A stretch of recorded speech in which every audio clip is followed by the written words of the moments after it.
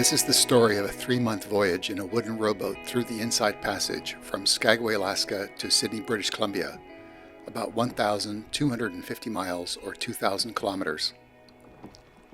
This episode is part 2 and describes the trip through the Great Bear Rainforest from Prince Rupert to Port McNeill.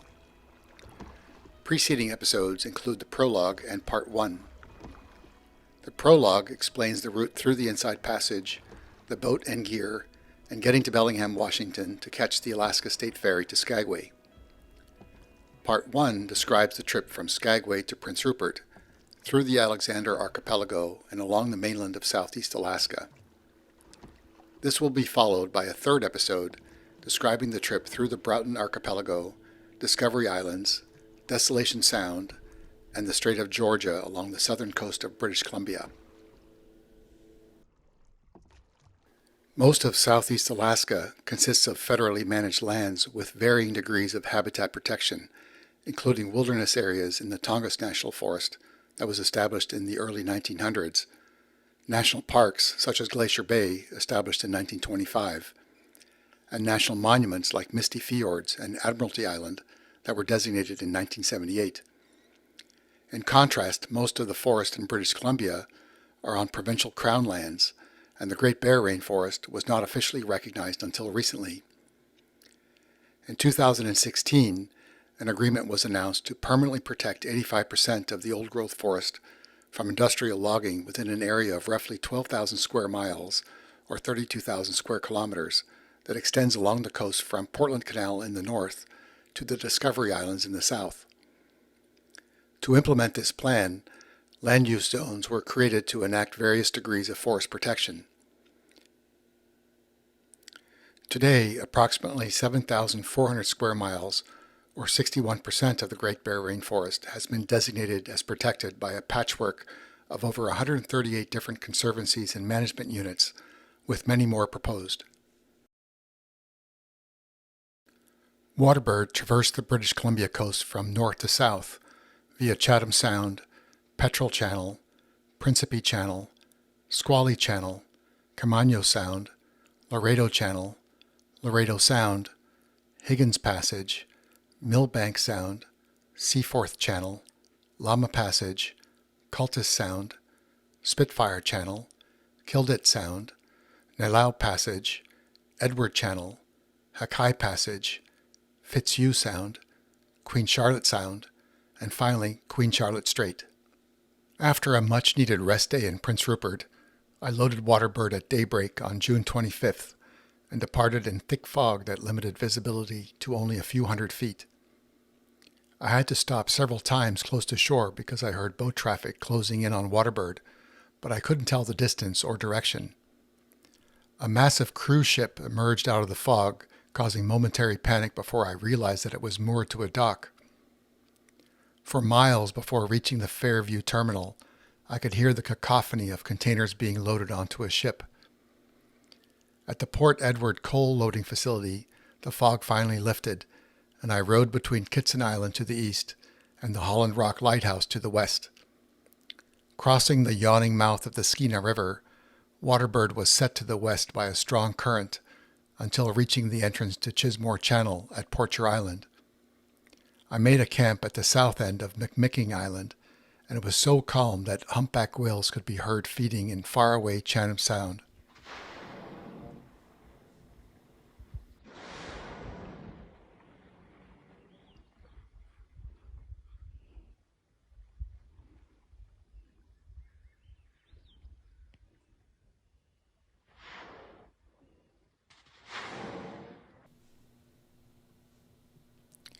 The next day, I continued south through Chismore Channel between Porcher Island to the west and Lewis Island to the east. Lawson Harbor on Lewis Island was one of several small fishing and logging communities in the area, started by settlers from Scandinavia after World War I, including Una River, Hunt's Inlet, and Humpback Bay on Porcher Island, and Osland on nearby Smith Island. Lawson Harbor was abandoned in the 1950s. I planned to make a brief stop at Una River, but when I arrived the tide was too low, so continued south through Ogden Channel to the north entrance of Petrel Channel, where I felt the northwest wind gradually increasing. The entrance to the channel is close to Hecate Strait, and I thought that the flooding tide and north winds would help the day's progress, but quickly learned that Petrel Channel floods only from the south, and the resulting current was opposing the winds, creating a difficult choppy sea. The channel narrows from almost 2 miles wide to less than a half a mile wide, constricting the flow for about 8 miles, and here the current and wind created an unexpected maelstrom that was not rowable in Waterbird. I inspected a potential campsite on Macaulay Island, but the waves were too big and the current too strong to land safely, so proceeded south against the current by staying very close to shore, where there was a weak countercurrent. I had to be careful to avoid overhanging trees and sharp rocks, and occasionally I had to venture into the main current and row very hard to get around obstacles. The shoreline was almost vertical, so it took a while to find a campsite, but after a seemingly endless 34 miles, I finally found a river mouth with a gravel shoreline at Shaw Creek and made camp late in the afternoon.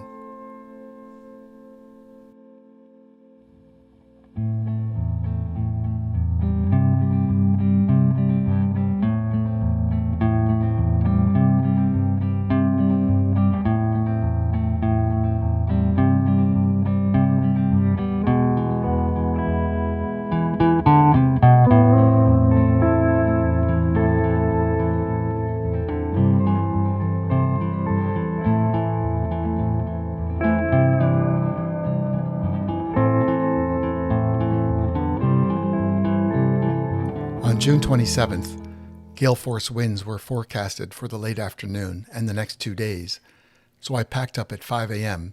and continued south in Petrel Channel, now about 2 miles wide, to Principe Channel.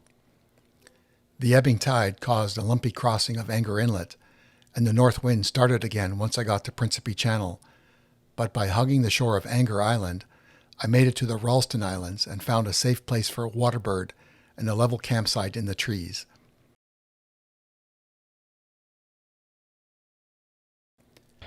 The gale kept me shorebound for 2 days, but I had lots of food, fuel, and water, and an almost endless supply of books to read.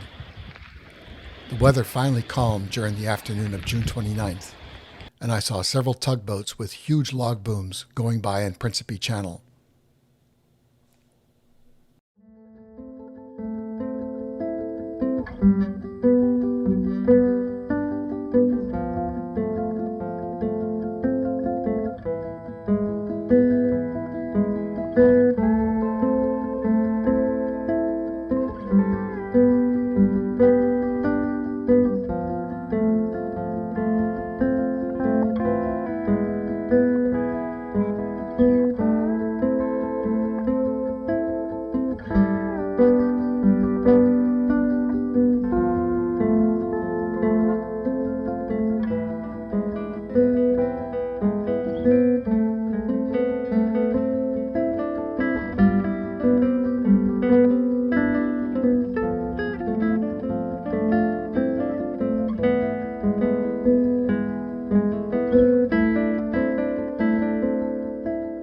The next morning, in relatively calm weather, I continued south to Moncton Inlet in the Moncton Conservancy, which is in the traditional territory of the Kitkatla First Nation, today based in the village of Kitkatla on nearby Dolphin Island.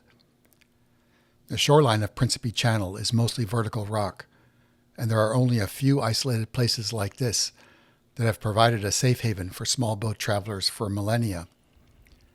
Beaches like this are also the favorite habitat of the American mink, and a couple of them kept me amused during my short stay. On July 1, I had planned to head south towards the west coast of Campania Island, where there was a beautiful sandy beach, but this was exposed to the forecasted afternoon westerly winds, so I decided to use these westerlies to go through Otter Passage and head for the eastern, more protected shore of Campania Island on Squally Channel. The island is the traditional territory of the Kitkat Nation, today based in Hartley Bay, and is part of the Campania Conservancy to protect fish and wildlife habitats, including forests, lakes, streams, and bogs.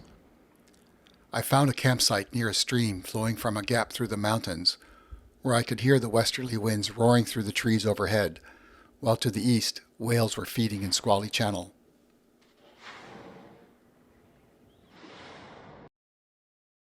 The next day, I had to cross the channel on an ebbing tide and dreaded the turbulence and waves caused by the converging tidal currents at the confluence of Whale Channel. The currents in Whale Channel represent all the waters contributed by Douglas Channel and its tributaries that extend inland for almost 90 miles, or 140 kilometers. I stayed close to the Campania Island shoreline for as long as possible to stay away from the turbulent confluence.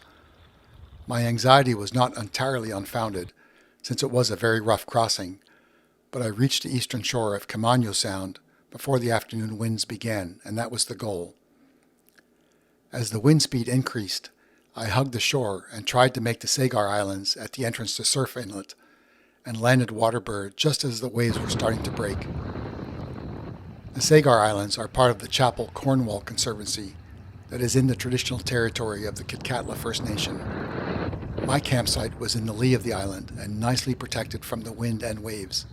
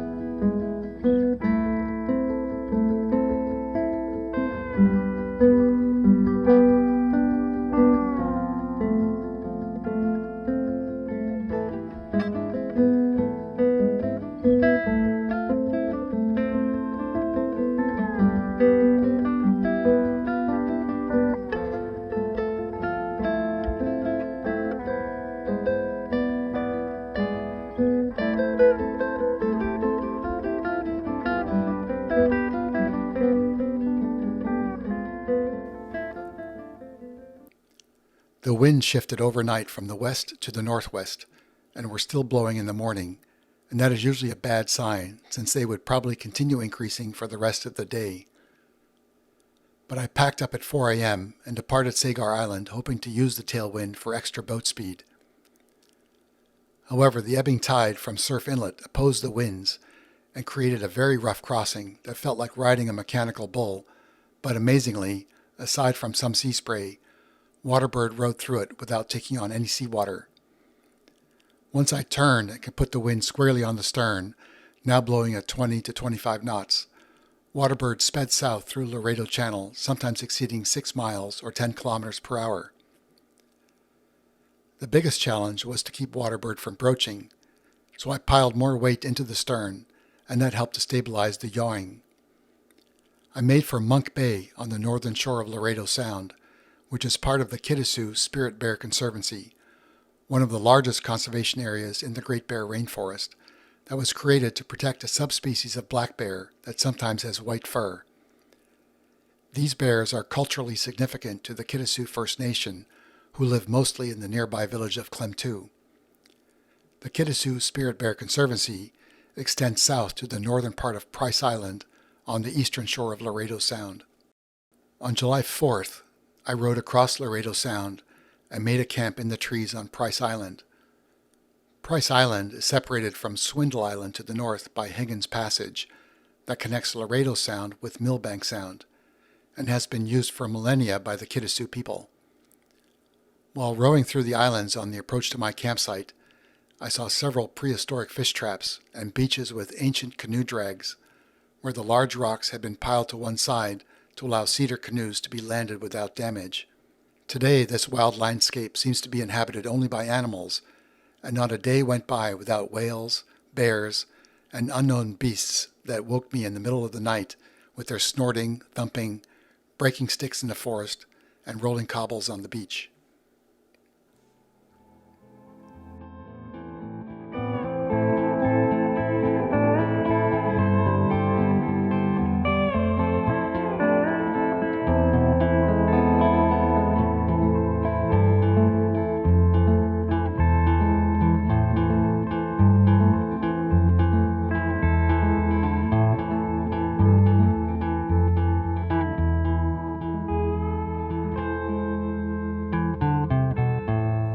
Higgins Passage floods from Laredo Sound in the west and Millbank Sound in the east at about the same time, and the tidal streams meet near the midpoint. On July 5, I entered the western entrance to the passage an hour after low slack, with the tide just starting to flood the channel.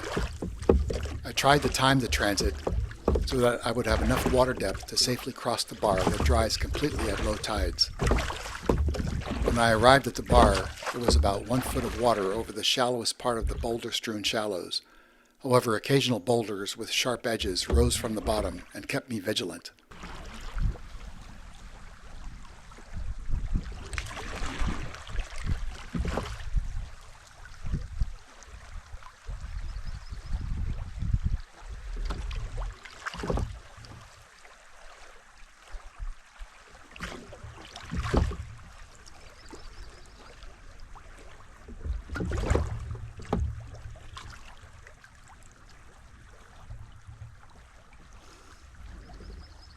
About 30 minutes later, I encountered the flooding tide from the east and had to row hard against the current through another narrow channel before entering Millbank Sound.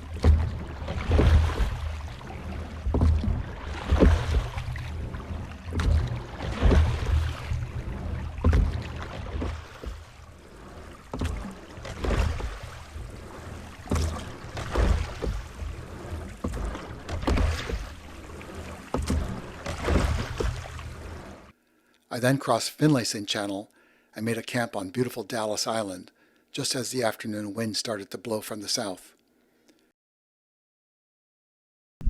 Approaching the island, I was ever watchful for bears and people that may be hanging out at this well-used campsite.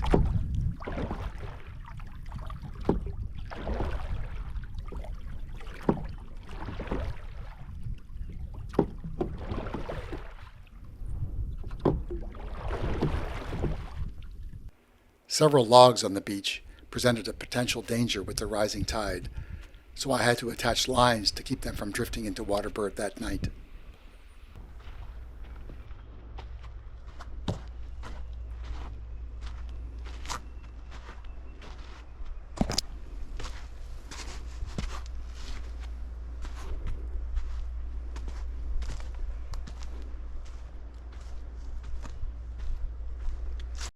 The next day, I decided to follow a route through the protected channels to avoid the winds blowing in Millbank Sound, and rode mostly through the Lady Douglas Dawn Peninsula Conservancy that protects marbled murrelet habitat.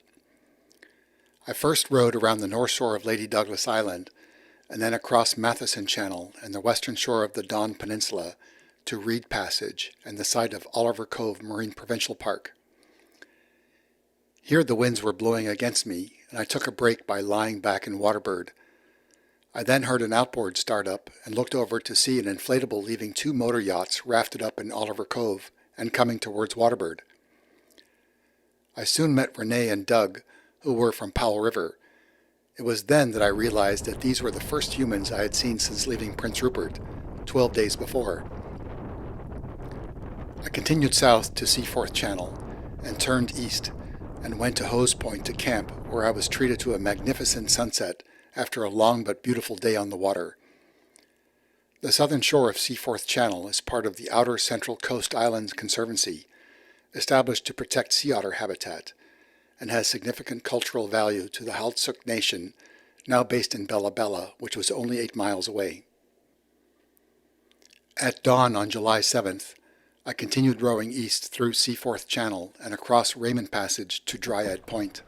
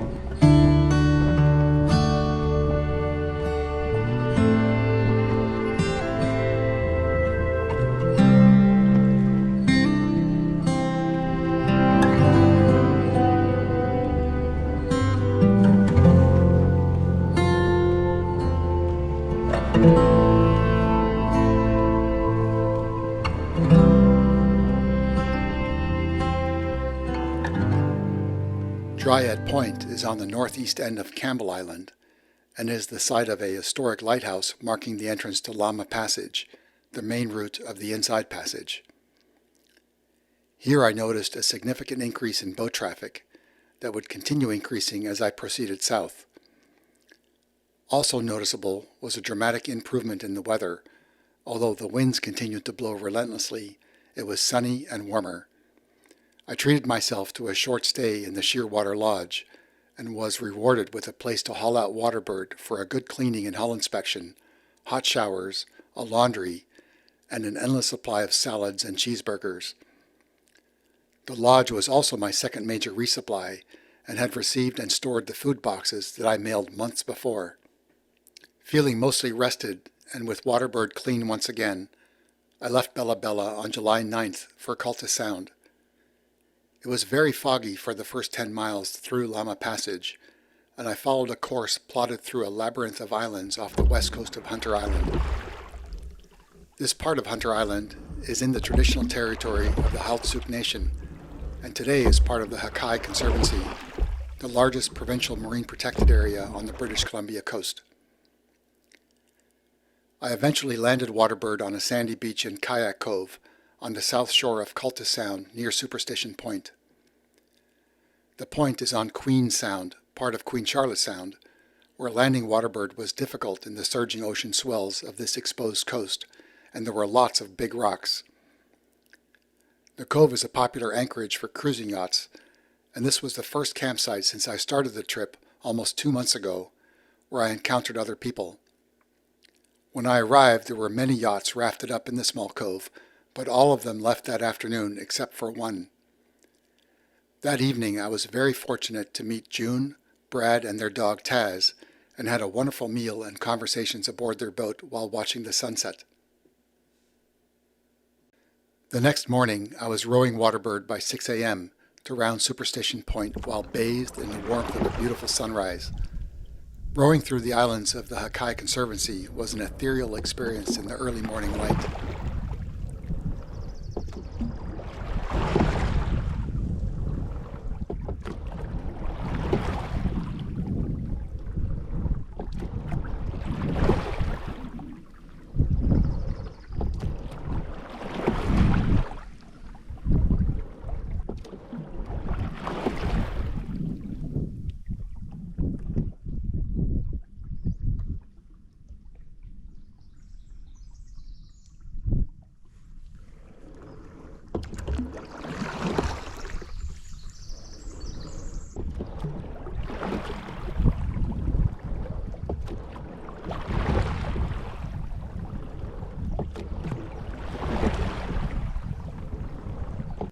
The day followed another circuitous route between a myriad of islands following Spitfire Channel, Nalau Passage, Edward Channel, and Hakai Passage to reach Fitzhugh Sound before the forecasted afternoon northwest wind started.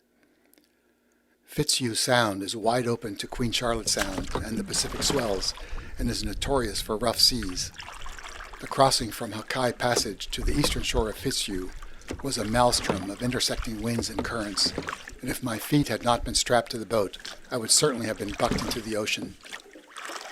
The day ended on an unnamed beach south of Kwakumi Point, where I found a sheltered cove for Waterbird and a small level area to camp. The beach is on Crown lands and within a land conservation area called the Fish Egg Inlet Biodiversity Area. On July 11th, I rowed south to the Corvette Islands along the eastern shore of Fitzhugh Sound, with a strong tailwind that started ominously in the early morning, and then avoided the ebbing currents at the mouth of Fish Egg Inlet by going through Pfeiffer Bay and onto Arthur Point. I then crossed the north entrance of River Inlet to Fury Cove in Penrose Island Marine Provincial Park. The cove is a designated provincial boat haven and is a popular anchorage for yachts. The anchorage is protected to the west by Fury Island that has a beautiful sandy beach which gets lots of use by yacht crews. But when 6 yacht tenders landed at the same time and disgorged over a dozen people and several dogs for a beach party, it was a bit overwhelming for me. Fortunately, the campsite on Fury Island is well hidden in the trees and has a large picnic table which for me was luxurious. The winds were forecasted to continue blowing from the north on July 12th, which was favorable for Waterbird. I planned to cross the southern entrance of Rivers Inlet and camp at Open Bight, but when Waterbird cleared Cape Calvert to the west, large ocean swells were rolling in from the Pacific. When I arrived at Open Bight, the combination of large waves, a low-tide boulder shore, and at least 6 charter fishing boats crammed with people from a nearby lodge made me decide to keep going. Waterbird was severely jostled rounding Cranstown Point, where the ocean swells were being reflected by the rocky shore. I took a short break at Extended Point, where a surprisingly protected cove allowed a gentle landing for Waterbird and had a small sandy beach to stretch my legs. I then crossed Smith Inlet and made for Red Sands Beach, which could be seen from miles away. By the time I landed, the wind had picked up, and within an hour, the waves were breaking, so my timing that day was good. Red Sands Beach is in the Cape Caution Conservancy and the traditional territory of the Gwasala Nakwaktuk Nation, who today are based in Port Hardy on Vancouver Island. Cape Caution was named in 1793 by Captain George Vancouver for the dangerous navigation along this coast that is exposed to the full force of Pacific waves breaking directly on shore. Friday, July 12th for tonight and Saturday. Queen Charlotte Strait. Strong wind warning in effect. Wind northwest 20 to 30 knots, diminishing to northwest 10 to 20 late overnight, then becoming northwest 15 to 25 Saturday afternoon.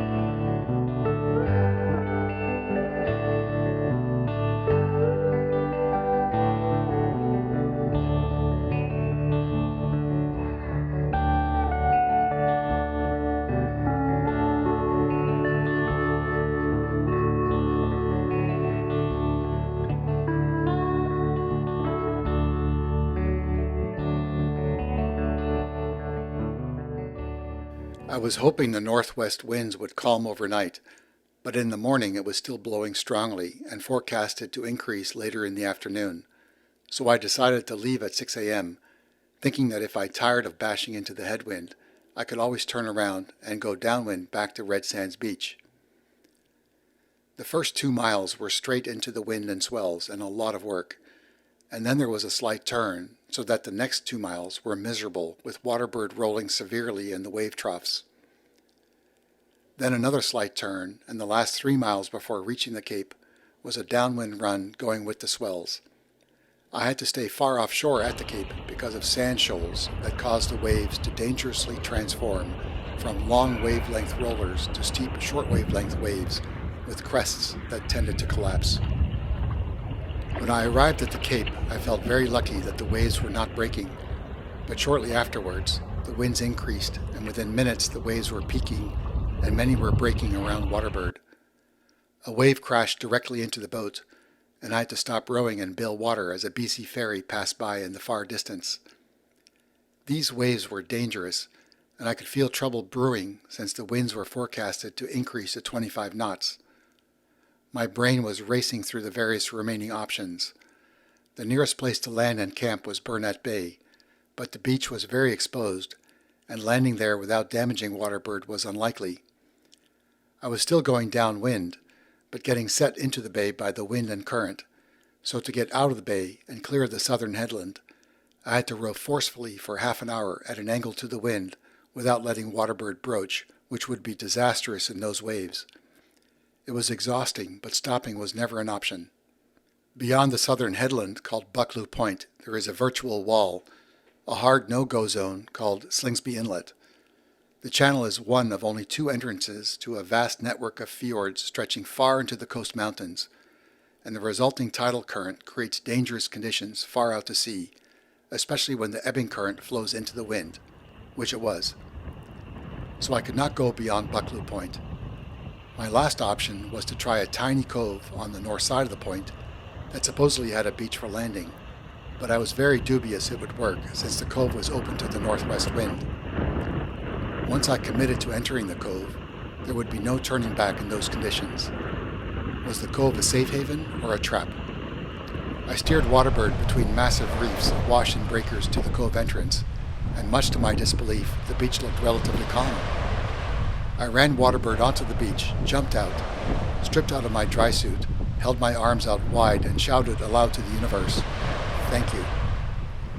I turned on the VHF radio and listened to the weather forecast. The calm, automated voice said nothing of the chaos at the Cape, but the lighthouse at nearby Egg Island reported northwest winds of 25 knots, gusting to 30 knots with 6 to 8 foot swells.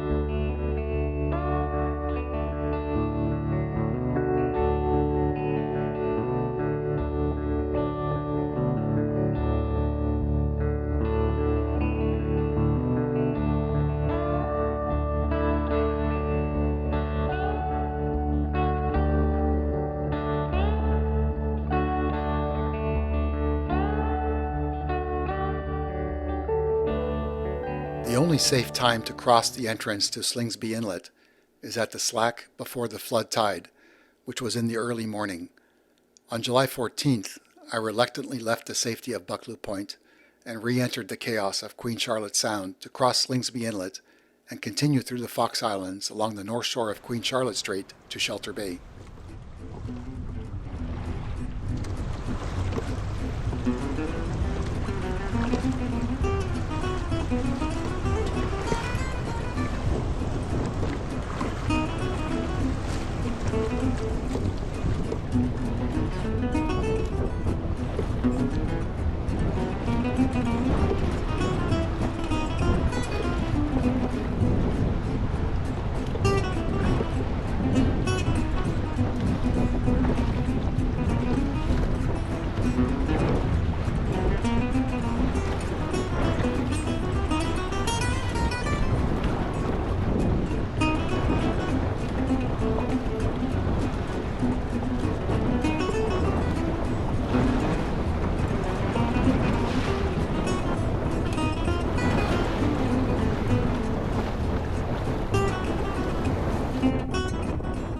The day was relatively uneventful and not windy, but there was a large swell rolling in from the Pacific, where the winds were still blowing hard. Shelter Bay is zoned to protect biodiversity, but it allows limited industrial activities, such as the large fish farm on the southern shore.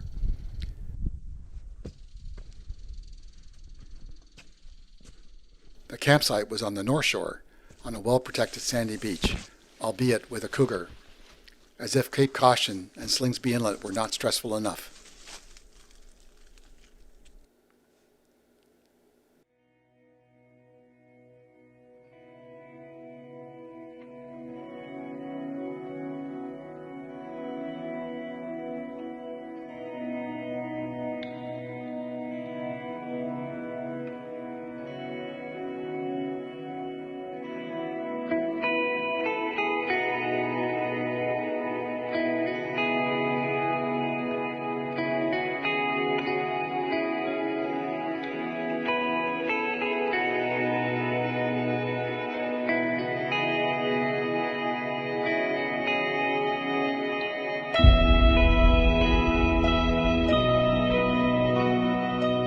The next morning, I rode south and crossed Queen Charlotte Strait.